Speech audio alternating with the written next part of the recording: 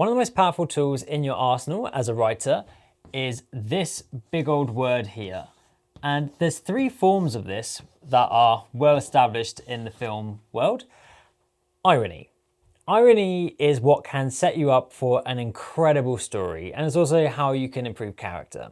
And the three varieties we have. The first one is verbal.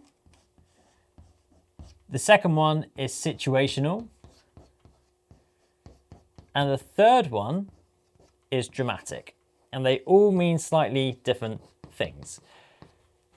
Now, this is the most important one in my mind, although this is also very, very important. Verbal, less so, but I'll explain it anyway. So verbal is the most obvious version of this. It is basically, in a nutshell, it's sarcasm. It is when your character says something that has a different intention. So think about Fletcher in Whiplash. You know, he's like, what is there, Mars bar down there? It's simply a form of performance. That is what verbal irony is. I don't really need to say much more than that, because these two is where we really want to have a little think. The situational irony is my personal favorite. And situational irony is a time where the situation is ironic in itself. And one example I want to give, I haven't really drawn this the best way, but never mind, is Barry. And if you've not seen Barry, Barry is a HBO series.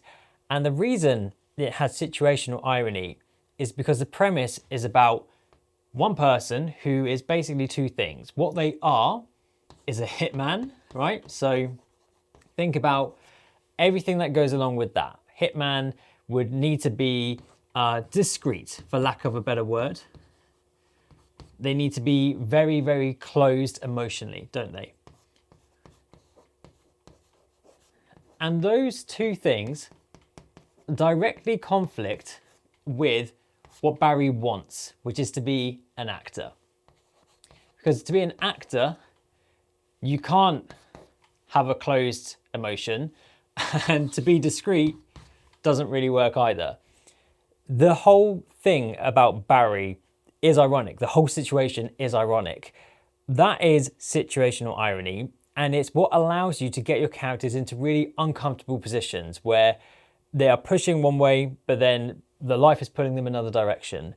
Another example would be Mrs. Doubtfire, where they're at the dinner scene, and on one conversation, she's having to be Mrs. Doubtfire to the kids, and on the other table, she is the dad as himself, trying to pitch his show for a TV commission. So, situational irony, there's an example. Dramatic irony is where the audience, i.e. you, knows something that the characters don't.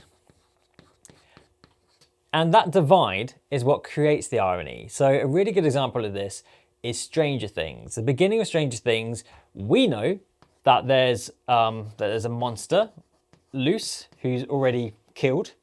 We know that Will has been abducted by something probably within that world. For the characters, they don't know any of that. They are playing their board game and then their friend goes missing, they don't really know why. And this allows us to create what all of these things are creating is suspense. It's that idea of what's going to happen next. Even verbal irony, sarcasm, creates that sense of suspense from the characters. The situational irony creates suspense from the plot itself, and the dramatic irony creates suspense because we are anticipating what's going to happen ahead of the characters getting there. That is irony in its three forms, and it's a great tool as a filmmaker to employ. So yeah, give it a go.